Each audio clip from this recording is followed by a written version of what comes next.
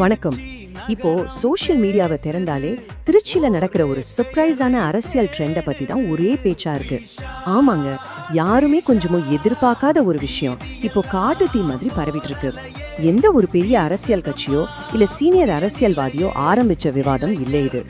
மக்களே, குறிப்பா இணையவாசிகள் தானா உருவாக்குன ஒரு செம வைரலான பஸ்ஸை பத்தி தான் இந்த அலசல நம்ம பார்க்க போறோம். அந்த பேரு த்ரிஷா.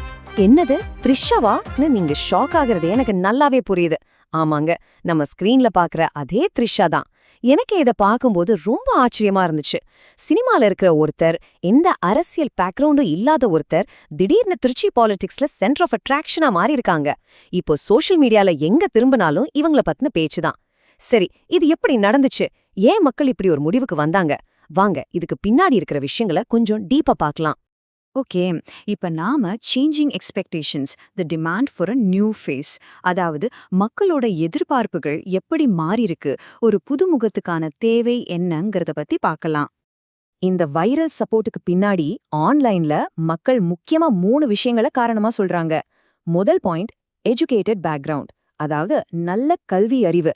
தங்களை ஆள்றவங்க நல்ல படிச்சவங்களா இருக்கணும்னு மக்கள் இப்போ ரொம்பவே விரும்புறாங்க.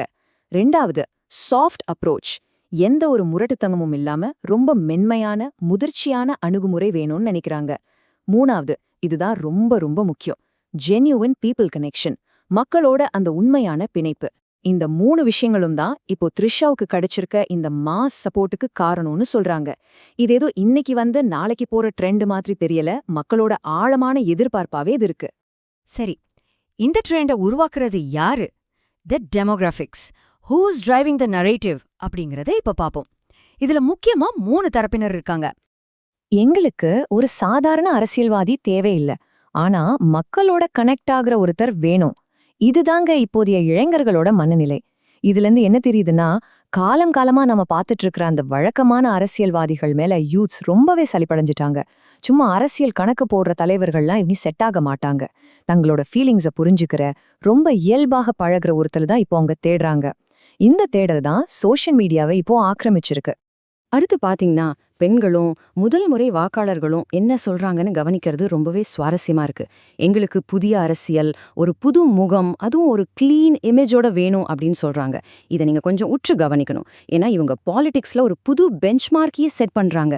எந்த ஒரு நெகட்டிவ் இமேஜும் இல்லாத ஒரு கிளீன் ஆளுமை வேணும்னு ஸ்ட்ராங்கா ஃபீல் பண்றாங்க. ஒரு ஆரோக்கியமான அரசியல் மாற்றத்துக்கு இதுதான் முதல் படின்னு அவங்க நம்புறாங்க. இதுல இன்னொரு இன்ட்ரெஸ்டிங்கான விஷயம் என்னன்னா, இணையத்துல இருக்கிற விஜய் ஆதரவாளர்கள் தான் இந்த ட்ரெண்டை ரொம்பவே ஃபாஸ்டா ஃபார்வர்ட் பண்ணிட்டு இருக்காங்க.